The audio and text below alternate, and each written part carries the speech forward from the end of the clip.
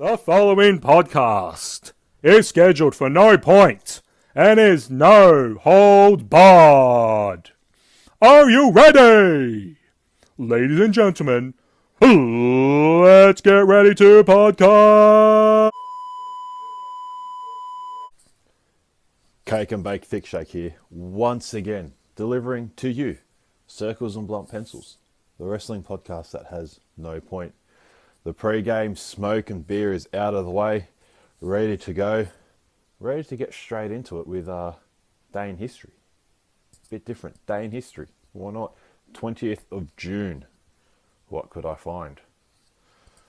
I didn't find this, it sort of just stumbled across my desk, so to speak. 2011, CM Punk won a match to become number one contender for the WWE title, and then sat down in the middle of the ring, as he did back then, saying that Money in the Bank, his contract is up, and he's going to walk out of WWE as the champion, and there's nothing no one can do about it, and blah blah this and blah blah that. But we all know eventually he caved, re-signed, and became the longest reigning WWE champion of the modern era until Lesnar held the Universal Championship for about 5 years, defending it 3 times. But that doesn't really count in my mind, because the Universal Championship is still not a world title. And you can just tell that by looking at the belt. So there was that. And also, WCW Beach Blast from 1992. It's the only real pay-per-view I could find. Didn't watch it. Planned on it, but didn't. I'll just go through some of the matches here. Scotty Flamingo defeated Brian Pillman to retain his WCW Light Heavyweight Championship. Scotty Flamingo is indeed Raven. Ron Simmons, or Farouk, defeated Terry Taylor. Sting defeated Cactus Jack in a Falls Count Anywhere match. Ricky Steamboat defeated Rick Rude in a 30-minute Iron Man match. Doesn't say what the score was there. Barry Windham, Dustin Rhodes, and Nikita Koloff defeated Arn Anderson, Bobby Eaton, and Stone Cold Steve Austin in a 6-man tag match. That was by disqualification, and it was Stunning Steve Austin at the time, not Stone Cold, the one that we all know and love. And the Steiner Brothers defeated Steve Williams and Terry Gordon in a draw. They defeated them in a draw. How good's that? So yeah, that was day in history. Pretty exciting stuff there. Let's see what is going around. When I finished doing last week's show, I went to look at wrestling that was coming up, even though I'd already gone through it, and saw that Jon Moxley versus Kenny Omega has been announced for All Out. So I found that out basically the second I stopped recording this last week. Was almost going to just re-record, not the whole thing, just a little bit, just to add that in. But I thought, no, I'll wait till this week's show and basically start the show off with that. So All Out, September 1st, looks like I'm not doing anything. It's going to be like Double or Nothing. The day's booked out already. No plans for me. Thank you very much. Rumours going around. My favourite stuff to talk about, rumours, what's happening. Shane McMahon is going to become WWE champion soon. Just let that sink with you. Shane McMahon to become WWE champion. What the fuck is going on? Seriously, what's going on? The boss's son, a man that wrestled 2, maybe 3 times a year. He's wrestled about 100 times this year already. He's already gone over his limit, and he's deemed to become, I guess, the next WWE champion, or upcoming soon, because he's probably the most pushed. I wouldn't even say superstar. He's the most pushed character, if you will, in WWE at the moment. So yeah, that's what's going around. There's probably other things going around too, but I don't really care about any of it. That's just one that stuck out to me. So, Shane McMahon, future WWE champion. All right, as usual, be going through Raw, SmackDown, NXT, and Impact. And then something else after I get through that, something that I've sort of been indulging in this week. And we'll be previewing Stomping Grounds because I actually forgot that that was on next week or upcoming couple of days, however you want to look at it. I actually forgot, so I'm gonna have to breeze through it and come up with some bullshit predictions and something outrageous. Let's just say I'd like to come up with something outrageous there. So I'll be talking about that later on. But let's get into Raw and SmackDown and that. Just get it over and done with because, yeah, they weren't that great, really. I mean, some people enjoyed it, I guess, but you know, each to their own. Raw. Seth Rollins decided to take out everyone who was nominating themselves to be the special guest referee in his match against Baron Corbin at Stomping Grounds. As you know, Baron Corbin was unhappy with the officiating at Super Showdown, so pulled his, being former GM, pulling strings, whatever, saying he gets to choose the special guest referee. Started off with Elias, who started off Raw, had the referee singlet underneath, and then Rollins just came out from behind and attacked him with a steel chair. He would also attack Eric Young and EC3 as well. Apparently he still works for WWE. Go figure. Actually, you could never really tell that he's ever really worked there. I think the highlight of EC3 in WWE was when he was announced that he was signing with NXT at NXT TakeOver Philadelphia like 18 months ago. I think that's like the only highlight of his career, which is unfortunate. I don't like him, but it's just unfortunate. It just goes to show what happens in WWE. Anyway, let's see. Ricochet won a 5-man elimination match for the right to face Samoa Joe at Stomping Grounds. It was Ricochet, Cesaro, The Miz, Bobby Lashley, and Strowman. And this was the first match for Raw, and Elias was still in the ring, so one by one they all hit their finishes on him, which you would obviously know I was very pleased about. The only man that was allowed to do it was Cesaro. But unfortunately for Cesaro, he was the first one eliminated, which was complete bullshit. Then I believe it was Bobby Lashley who was eliminated, obviously both by Strowman. But then they each hit their finishes on Strowman. Cesaro picked him up in almost a torch rack position and then gave him the... I forget what his finish is called now. The one where he just picks him up and then drops him. Anyway, Cesaro is a strong motherfucker. And it took Ricky Dick, Cesaro, and Lashley to eliminate Strowman. Obviously, Strowman wasn't happy about this and attacked Lashley and Cesaro on the way out. And then Ricochet picked up the win on The Miz. So it'll be Ricochet versus Samoa Joe, Stomping Grounds. The Kevin Owens show was back, except it was branded the Kevin and Sammy show. The graphics obviously weren't prepared or whatever. Kevin Owens was blowing up about that.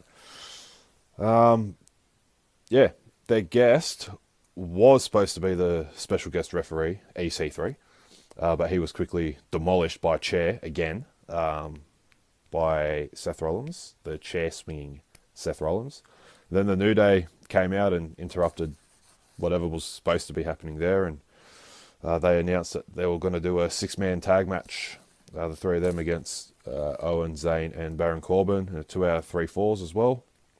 But they needed a referee to make it official, so they picked up EC3, who was basically dead. He was, I don't know how long they were talking for, but he was just laying there on the ground, and I'm pretty sure you go back, you watch it, you find a photo of it, you can just see EC3, you can just picture a look on his face saying, what the fuck did I do? Why did I come here? And they did basically Weekend at Bernie's, I think it is, and made EC, picked him up like a rag doll or a doll or whatever, and Kofi was speaking on behalf of him, saying yes, he will make the match happen, and blah blah blah. The New Day won that 2-0. They picked up the first fall, and then picked up the second fall after Kevin Owens and Sami Zayn basically just walked out on Baron Corbin. So Baron Corbin's losing all his help, and there's still no special guest referee announced for that match. AJ Styles is back after about a month, I think. Don't think he was on Raw after Money in the Bank, or maybe he was and got taken out or something there. He was welcomed back by his brethrens, the Club, Carl Anderson and Luke Gallows, but AJ was giving him shit, asking him basically what have they done on Raw. You know, they debuted in Los Angeles, which is where they were, and took out the Usos and multiple time tag team champions, but lately they haven't done anything. When was the last time they won a match? It was used as motivation for their upcoming match against the Usos, which they lost. And Styles was watching it backstage, not impressed. So maybe the Club is getting back together, and can only hope maybe they're going to turn heel again. Go back to when Styles first came in, their favourite thing to do was beat up John Cena. So you never know there. AJ Styles turning heel. Do it. Make it happen with the Club. Shane McMahon was having a celebration party again with McIntyre and Revival, who were allowed to celebrate after winning the Raw Tag Team Championships. Roman Reigns came out and cut a promo. McIntyre mentioned something about Roman Reigns' kids. This set off Roman, and he basically played the role of party pooper, destroying the Revival and also McIntyre backstage before chasing Shane McMahon to the ring and demolishing him in the ring. So, like I said, Shane McMahon, one of the most pushed characters there is at the moment. This is just a way, you can only assume, to keep Roman Reigns out of the title picture for now. Eventually, he's going to get the strap. We all know it. The main event was Seth Rollins and Daniel Bryan. For some reason, don't know why, got interrupted, but by whoever. I think it was Kevin Owens and Sami Zayn and Baron Corbin or New Day or something along those lines. But the match did restart, and of course Seth Rollins won that. And they were also hyping up that Seth Rollins had never beaten Daniel Bryan one-on-one, so obviously you knew what was going to happen there. So that was Raw. As you can see, very interesting take from what I took from it. There was obviously other things there too, but just not really worth mentioning for me. SmackDown.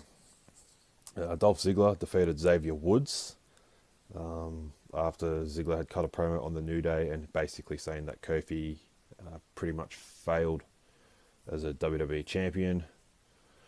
And I'm pretty sure this was interrupted by Kevin Owens and Sami Zayn. The match I'm speaking about here. They came down to take out Kofi and Big E.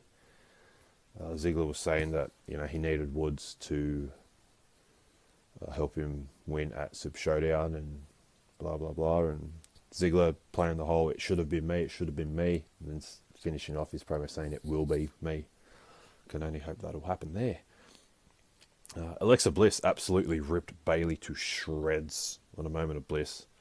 Can't remember, or I didn't write down everything that she said, but it was pretty good. Bayley can get fucked. But she, of course, had a cry and a tantrum, and then basically tried to start a punch-on with Alexa Bliss.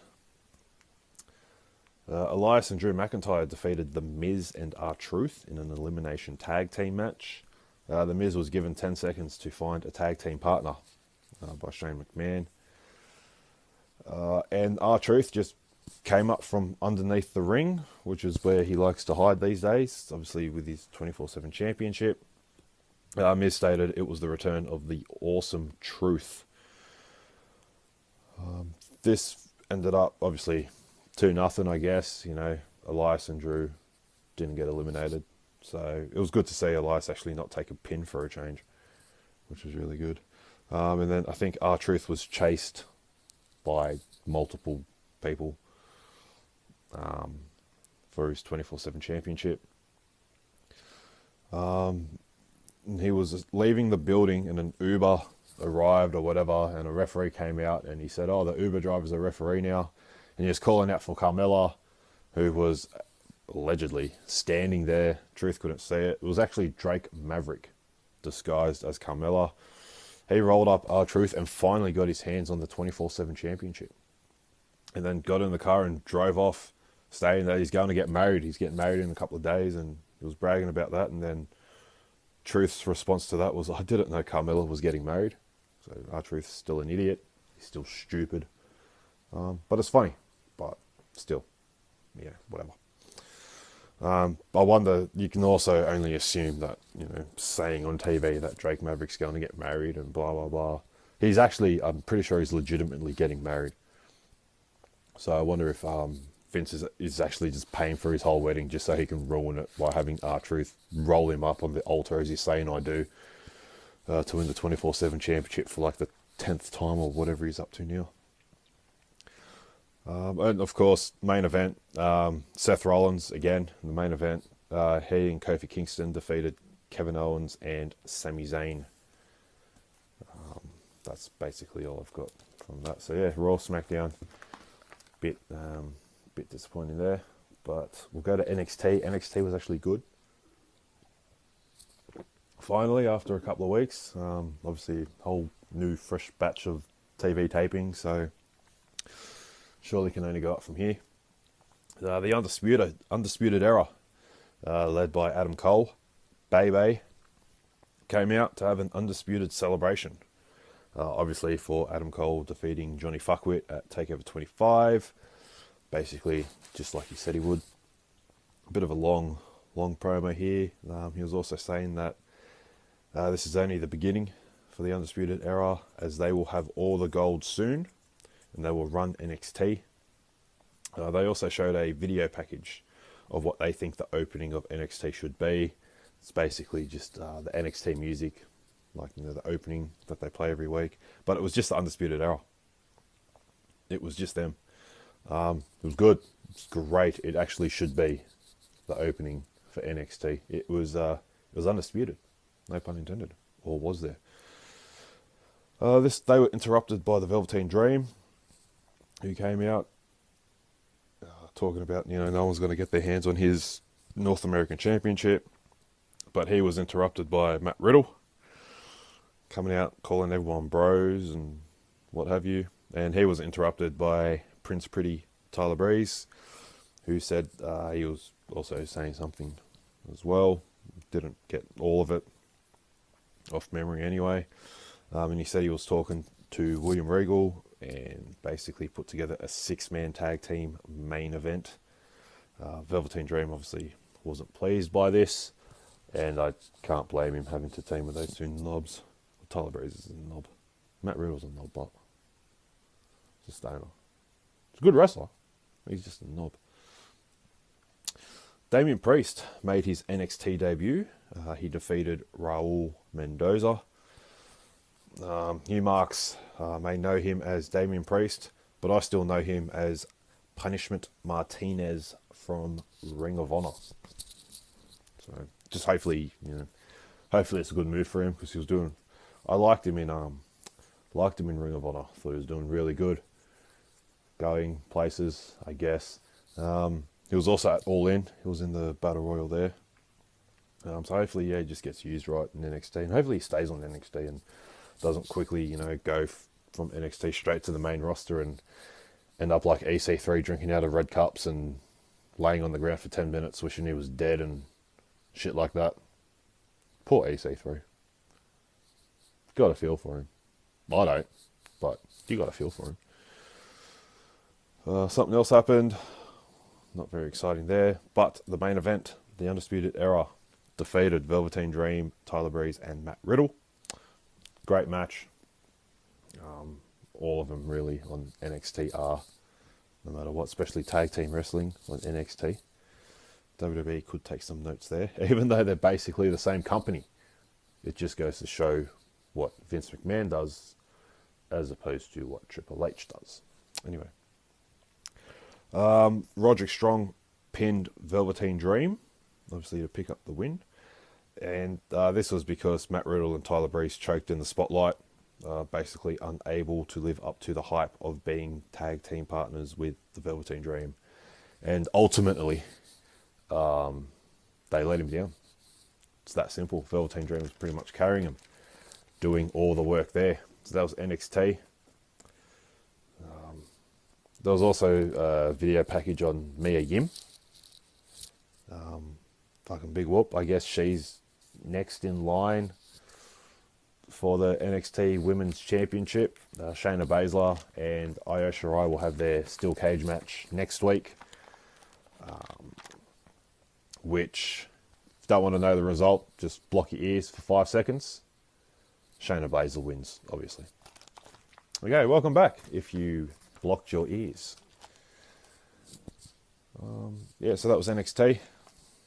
Good things happening there. Obviously building up towards NXT TakeOver Toronto, which is second weekend in August, day before SummerSlam. So something to look forward to in WWE. Anyway, Impact. Once again, not much this week from Impact that I took anyway. I'm still enjoying watching Impact. Do not get me wrong there. Just a couple of things I noted down here. The North defeated RVD and Sabu after Moose took out RVD from interference, obviously costing them the match. This means that the North will face LAX at Bash at the Brewery, which is an Impact Plus special, I'm pretty sure. And this is only just a couple of days before Slammiversary.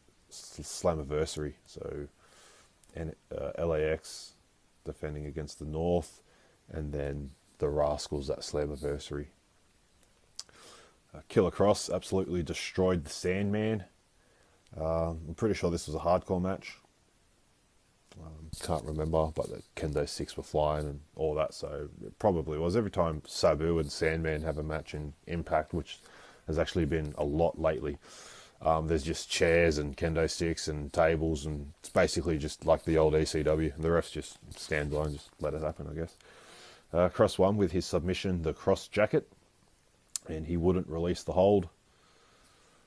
But Eddie Edwards came down to make the save. So this can only assume this will tee up Eddie Edwards and Killer Cross at Slammiversary. If Killer Cross is still there, I do believe he has asked for his release. As Scarlett Bordeaux has, and she was granted her release. So no more smoke show on Impact. Just depends when those tapings have been up to or whatever. It's probably the same as Eli Drake, who was released, but he was still on TV for a month because of their TV tapings, which still I don't understand the whole pre-tapes from like weeks before. Let's do a couple of weeks at a time even. Anyway, Michael Elgin defeated Willie Mack in the main event and basically continued to beat him up after the match. Michael Elgin's the man that sends everyone to the hospital now. Rich Swann was there, but Johnny Impact came down to take out Rich Swann. But Elgin wasn't too pleased with that. Then he hit Johnny Impact with a German suplex, basically not wanting his help. So that little tag team that they had going on for a short period of time is now most likely over. So yeah, like I said, not much from Impact that I took. Still no Brian Cage since winning the title at Rebellion, which was end of April. So it's been over a month. But not to worry, I'll be seeing him this Sunday at World Series Wrestling. So I might just have to ask him what's going on. I might even just say to him, mate, look man, why are you being such a bitch for? It's only Michael Elgin.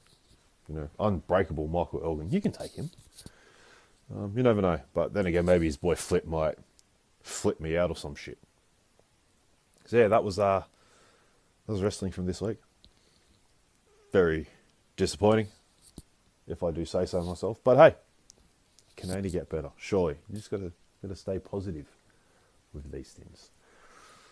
I'll go into piece of cake now. What I liked and didn't like, hated, whatever. From what I saw this week in wrestling, it'd be cool if I had like a mad intro thing going on right there. Yeah, wouldn't it? Maybe someone asking for some cake. There you go. Maybe something to look forward to in the future. So what did I like this week? No Johnny Gargano on NXT, and again, no Charlotte on Raw or SmackDown. So yeah, I like that. It's always good TV when they're not making my TV calls to crack and break. The G1, the participants have been announced, and I think the matches as well. So like that for New Japan. I'll actually be going over that next week. So I'll be going over that in depth. And by in depth, I'll probably just be going over each match and who's in Block A and Block B and who I think will win. So that's my in-depth analysis on the G1 next week. Stay tuned. And also at Northeast Wrestling, I do believe it is, John Moxley returning to the Indies, defeating Darby Allin. Darby Allin will be taking on Cody at Fighter Fest next week. So Darby Allin, he's good, looks good. Moxley actually taped up his hands behind his back, and Allen was still taking all these crazy bumps. So yeah, he's obviously young, and stupid, no brains. But he actually also won the Northeast Wrestling Championship the next day, I do believe. And that next day, John Moxley defeated Cass, or Big Cass, or Kaz XL, or whatever the fucking dickhead's name is. And that other knob was with him as well. Shock. Yeah, what I didn't like. It's not much this week. Elias getting belted by everyone. Obviously. I'm going to be biased there. Cesaro not being the number one contender for the United States Championship, which was a given. Should have been anyway. And just the shitty build-up to the pay-per-view this weekend. You know, it's, they're not what they used to be, the old build-ups there. So, hopefully, after Stomping Grounds, new champions, same champions, whatever, hopefully something changes. I mean, everyone's already not pleased with Stomping Grounds being basically just full of rematches. But, what are you going to do? Yeah, I said I had something else, which I do. The other night, I went to watch The Network. I felt like watching some old Steve Austin WCW, 90, 91, 92 stuff there. But if you have NBN, you will know how fucking frustrating that piece of shit is. Just decided to not work. So I couldn't get through a match without it stopping 20 times. Gave me the absolute shit, so I thought, fuck it, not watching it. So I decided to indulge in some wrestling DVDs that I have and that I've borrowed from the Queen of Queens. Thank you very much, Chris. I've decided to get back into watching them, so you'll be getting them back soon. Though you probably forgot I had them, so I just sold myself out there. Anyway, I decided to watch the greatest rivalries, Shawn Michaels versus Bret Hart. It obviously included the 2.5 hour sit-down interview that they had with Jim Ross, and then a few matches as well of theirs, including their Iron Man match at WrestleMania 12, a few of their tag team matches of the Rockers versus the Hart Foundation, and a couple of singles matches as well, Intercontinental Ladder match, WWE Championship match from Survivor Series 92, and their Hall of Fame induction speeches. Screwjob wasn't on there, but I did go back and watch that as well. I could watch the Screwjob over and over again. It's one of my favourite matches of all time. I think it's one of the greatest sins in professional wrestling, the Montreal Screwjob. I just love everything about it. People still talk about it to this day as well. Everyone thinks, it was a work, it was a shoot. 100% it was a shoot. All right, just 100%. Absolutely, it was a shoot. Bret Hart was a knob, was a stuck-up little bitch. Had a cry because Shawn Michaels was better than him. Which made me think, okay, I'll put it out there on the social medias, the wrestling groups that I'm a part of, and basically just put it out there as a poll. Better wrestler, Shawn Michaels or Bret Hart? I did this about 3 days ago. Overwhelming response. I got I got over 1,000 people voting on it. It's not a lie. By the time I actually tallied everything up, had 1,150 people hit Shawn Michaels or Bret Hart on my poll. Imagine if I had that many people listening to this every week. That'd be great. I know what your marks are thinking right now. You should just put it out there, make them listen to it. You can't make people listen to this. Either you enjoy listening to this, if you do, great. And if you don't enjoy listening to it, well, I'm sorry, but you're an idiot. You're an idiot. Anyway, so from the votes that I got, 56.3% of people said Bret Hart, and 43.7% of people said Shawn Michaels. So there was 648 votes for Bret Hart, 502 for Shawn Michaels. I put my vote for Shawn Michaels. I'd like to say I'm sure a lot of people would. And look, I got it right here. Over 500 people that just in the last couple of days said they had Shawn Michaels, but close to 150 people more said Bret Hart. A lot of comments on this as well. A lot of comments on it. I didn't even order these out and say which ones. I'll just go. One here was Michaels has the better overall package. I got this a lot. Bret's the better wrestler. Shawn's the better entertainer or performer. One guy here, Bret was all the way. This makes sense. Bret was all the way around the best at everything. Shawn is a snake, from what the locker room said. That's great. You're just going off what you heard. So, yeah, that's redundant. I don't know why I even mentioned that there.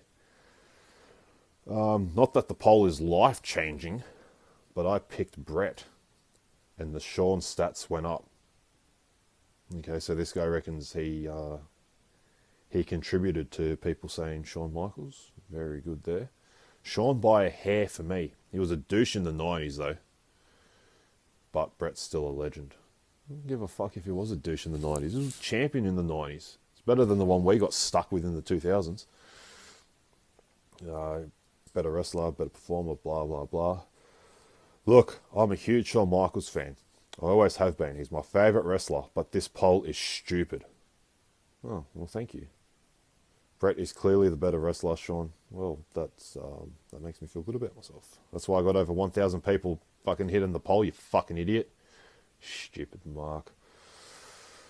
Anything else here? Bret was better by far. I don't give a fuck what the poll says. Okay. Oh, this one I loved. Thank you, Jamie Hayden. Got a name drop here. Bret Hart is one of the most overrated wrestlers of all time. This isn't even a contest. Very good. And then a few other people saying hate them both and don't really care, don't like them, blah blah blah. Bret was the better in-ring technician. That's great. Now they're just marking out and all this other crap. Bret miles ahead in every aspect. Shawn just an overrated, drugged up, hateful spot monkey who has only ever cared about himself and his ego, and a better ass kisser. Fuck. Tell us how you really feel, mate.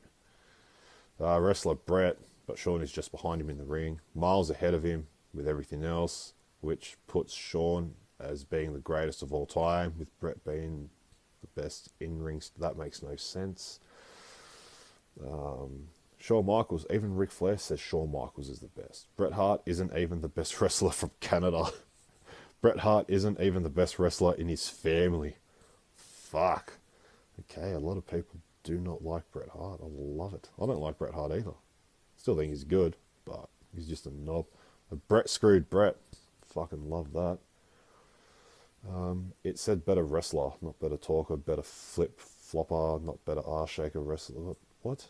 It's just in general, you fucking idiot. Gregory Nelson. Everyone fucking go on Facebook and give Gregory Nelson a hard time. Stupid knob. Anyway, so yeah. That was just something I thought I'd put out there. The people have spoken. There you go. Just going through some of the... Let's just tee them up side by side. Bret Hart, Shawn Michaels. We'll start with not who everyone, but the majority of people said. Bret Hart is a 2-time WWE Hall of Famer. He's a 5-time WWE champion, two-time Intercontinental Champion. For some unknown reason, a one-time United States Champion. Two-time Tag Team Champion, both with Jim Neidhart of the Hart Foundation. He's a one-time Royal Rumble winner, 1994, though that should be half, because that was actually shared with Lex Luger. He's a two-time King of the Ring. He won that in 91 and 93. Actually, go back and look at him wearing his crown and his cape and whatever. He looks like an absolute douche. And then when he decided to have a cry, and the greatest thing in professional wrestling happened when Bret Hart got screwed. He then went down there to WCW, still a two-time WCW champion, four-time WCW United States champion, and a one-time WCW Tag Team champion with Goldberg. Wow. I wonder what they were called, the Overrateds or something like that. And then we'll go to Shawn Michaels, also a two-time Hall of Famer. It's a four-time WWE champion, three-time WWE and one-time World Heavyweight champion. It's a three-time Intercontinental champion, one-time European champion. Actually held the European and WWE title at the same time. Obviously back then WWF. Six-time Tag Team champion, two times with Triple H, two times with Diesel, once with Stone Cold Steve Austin and once with John Cena.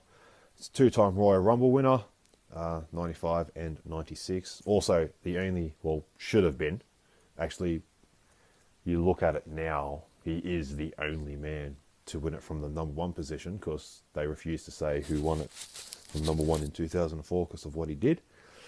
He's the first Grand Slam champion in history.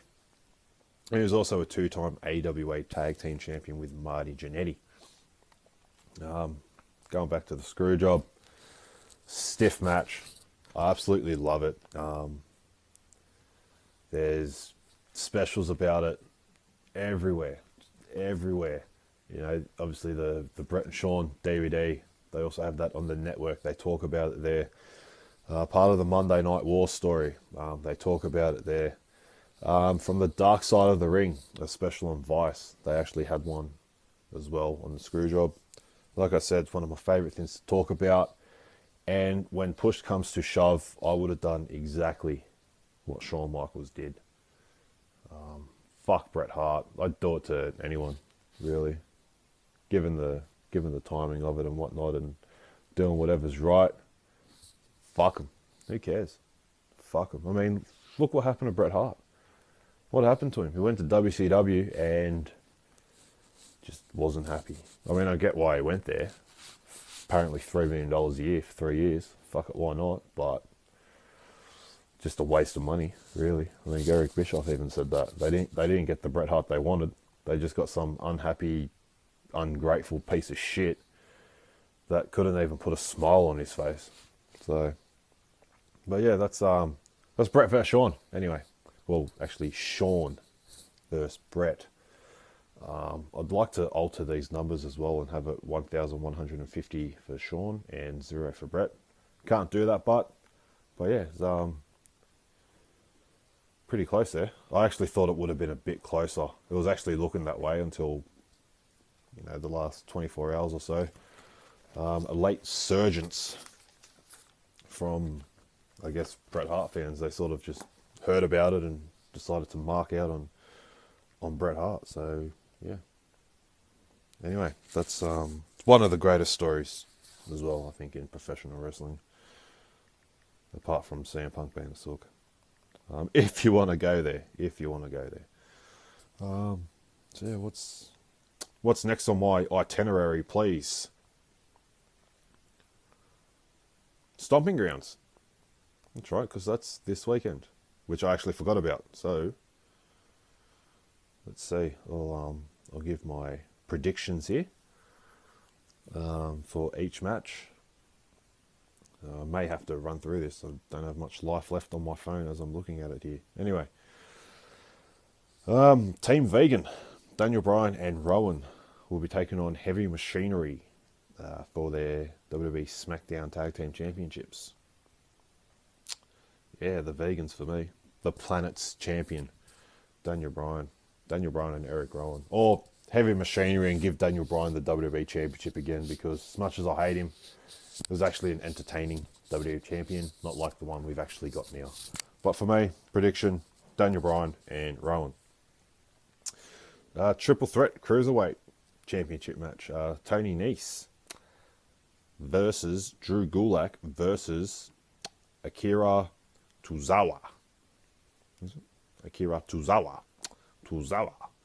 I might actually go for Tozawa, just so I can say Tozawa. But no, my prediction here is Drew Gulak, and this match better be on the pre-show, or I'm going to have the mega shits again. Because Buddy Murphy was not appreciated enough to be on the main show. He was stuck on... Where is Buddy Murphy as well? Fucking wrestling in dark matches or pre-matches for SmackDown instead of putting him on the fucking main show. Don't even get me started on who's not being used, right? There's plenty of them. Anyway, the New Day, Big E and Xavier Woods will be taking on Kevin Owens and Sami Zayn in Zayn to the Membrane. Don't see the point in this match, really. I suppose you can't really see the New Day losing, but I can, because I'm going for Kevin Owens and Sami Zayn, and I'm going for a cock-up from Xavier Woods. Something will happen with Xavier Woods, and he will lose the match, or will Big E lose the match? No, I'm going to go Xavier Woods to lose the match, and then Big E to sort of give him a hard time about it. Yeah, I'll talk about that. Samoa Joe will be taking on Ricochet for the United States Championship. Yeah, Samoa Joe for me. You can't have Samoa Joe lose to Rey Mysterio in like 2 minutes or whatever, even though it was a fuck up by the referee from the great officiating from Money in the Bank, and then lose to someone like Ricochet, who hasn't been doing... I mean, he's been having some great matches with Cesaro. Like, let's be honest. But let's not forget that Ricochet lost to Johnny Gargano. So you can't lose to Johnny Gargano but beat Samoa Joe. All right? That can't happen. So Samoa Joe, all the way there. Choke him out. Don't have Ricochet tap out. Just have him pass out. So then he doesn't really, blah, blah, blah. Jaden's favourite WWE SmackDown Women's Champion of all time, Bayley, will be defending her title against Alexa Bliss. Little Miss Bliss, all the way. Fuck Bayley, yep. Go hug a tree or something. I don't know. Maybe it's just a big... I said it at Money in the Bank. Maybe it's just a fuck you to Sasha Banks. Just, you left and look what your best friend's doing. Loses the Women's Championship. Tag team Women's Championship. And now a Women's Champion. Singles. I don't know what's going on. We got fucking great shit going on here. Becky Lynch versus Lacey Evans for the Raw Women's Championship. Lacey Evans. Yep, it's time. Becky Lynch is dying down. It's basically, it's already over. How long did the whole Becky 2 belt sin stay around? A couple of minutes, maybe. But here we go. One outrageous prediction. The SmackDown Women's Championship and the Raw Women's Championship matches will turn into triple threat matches because Charlotte Flair has not been featured on TV for a couple of weeks. She'll be inserted, gifted, handed, whatever. Obviously not earning opportunity. But yeah, she'll be in both of these matches simply because it's Ric Flair's daughter and because she hasn't done anything, so we'll hand her something else because we don't hand her enough already. So yeah, Alexa Bliss and Lacey Evans for me. There. Fuck Becky Lynch off. Go cry with Seth Rollins. Roman Reigns versus Drew McIntyre. WrestleMania rematch. Drew McIntyre for me, again. I know. It's time to give Drew McIntyre the world. Everything that you gave Roman Reigns a year or two ago, It's Drew McIntyre's time. He's being wasted hanging around with Shane McMahon. It's time. Drew McIntyre wins this match and then is basically does the job, wins for Shane. Shane gives him the opportunity to wrestle for a world title. And he gets it. That's it. That's all I can say. But I can see interference as well. Probably by Shane McMahon, maybe the Revival, who, big surprise, don't have a match. And Elias, who, big surprise, also doesn't have a match. Then the two title matches here. I'll start with Seth Rollins and Baron Corbin for the Universal Championship. Obviously, the special guest referee to be announced. Seen a lot of things on Brock Lesnar being the referee. Obviously, just to sort of count 1, 2, 3, and then beat up whoever wins the title to then cash in on. But you'd think they'd announce that. Also, Bray Wyatt as well, who's been doing nothing apart from play school. But my prediction for the special guest referee will be Baron Corbin. I think he's going to come out. I think he should come out. So he comes out with like a dress top on anyway, have the referee shirt on underneath, take it off, announce himself as the referee, but will still somehow get screwed and lose or whatever. But that's my prediction. Baron Corbin will make himself the special guest referee because it's his choosing. Wouldn't that be good to see? So yeah, Baron Corbin, special guest referee. That's my pick. I wonder if that'll be the main event. I'm not even too sure. But the other match here, the last match, the steel cage match between Kofi Kingston and Dolph Ziggler for the WWE Championship. I am going Dolph Ziggler. I want Dolph Ziggler to win. But this is where I was talking about with the New Day match with Woods screwing up or whatever. Kofi will win. Afterwards, the New Day will celebrate. But Woods screwing up in the tag team match will turn. Woods is my man to turn on the New Day. And basically Kofi. Obviously, everyone's saying Big E because Big E was a heel before. Heels with Ziggler, which makes sense. New Day's been around for about 5 or 6 years now. So, and it'd also be... I don't know how you would say this, but Xavier Woods actually started the New Day. I think it was 2013, 2014. He was the one that put them together. So it would only be fitting if he was the one to tear them apart. So I'm going Xavier Woods. Xavier Woods to turn, even cost Kofi the championship, and then give it to Dolph. Give him the actual push that he deserves, because he's talent-wise, performance-wise, he's the best in the business in WWE anyway today. He's the Shawn Michaels of this generation. A lot of people don't see it. I do. It's just he hasn't been given that full platform to show it. So there we go. That's my stomping grounds. Hopefully you'll keep track of that, because I already forgot most of the shit that I just said. You never know. Maybe Super Dry Champion could be dropping by to make an appearance. I don't know. So yeah, that's stomping grounds. Let's see, noticeable absentees. The Iconics with the women's tag team championships. Once again, not here. So that's already a joke, I guess. Finn Balor, the Intercontinental Championship. Where's that? Aleister Black. Surely. Randy Orton. Surely. Put those two together. Give them a match. The Revival. You know. But Daniel Bryan and Rowan defend the SmackDown Tag Team Championship, and they basically were handed the titles. Where's the Usos? Where's the Revival versus the Usos? That'll probably get put together anyway. So yeah, there's stomping grounds. Moving forward, Shane McMahon. Here we go. The Corporation. Shane McMahon's corporation. Shane McMahon, WWE champion. Drew McIntyre, Universal champion. Elias, Intercontinental champion. They've already got the Revival, Raw Tag Team champions. Do the Revival a favour, put them on SmackDown, give them the SmackDown Tag Team championships as well.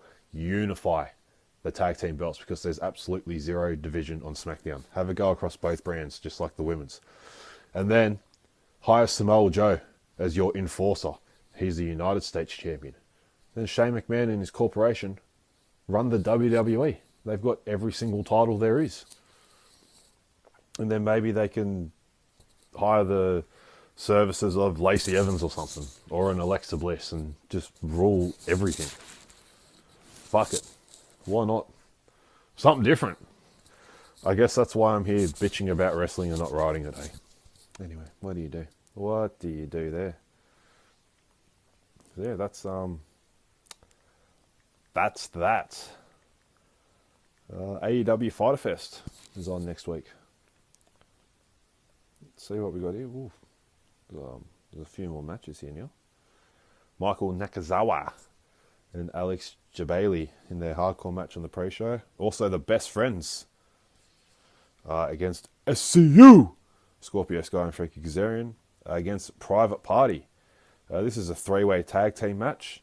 The winners will advance to All Out for an opportunity at a first-round bye.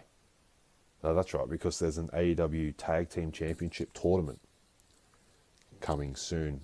Tony Khan mentioned this on the Stone Cold Steve Austin podcast, which is back. Christopher Daniels versus Shima. Adam Page, Jimmy Havoc, Jungle Boy, and MJF in a four-way. Yeah, basically all the same here. John Moxley versus Joey Janela.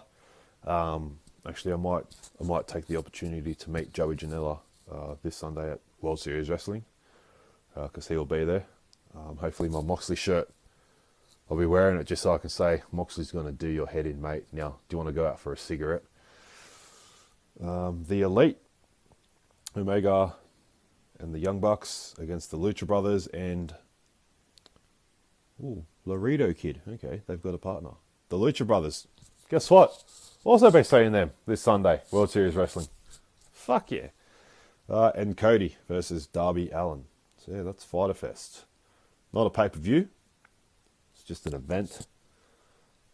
But it is still available everywhere. I'm pretty sure anyway.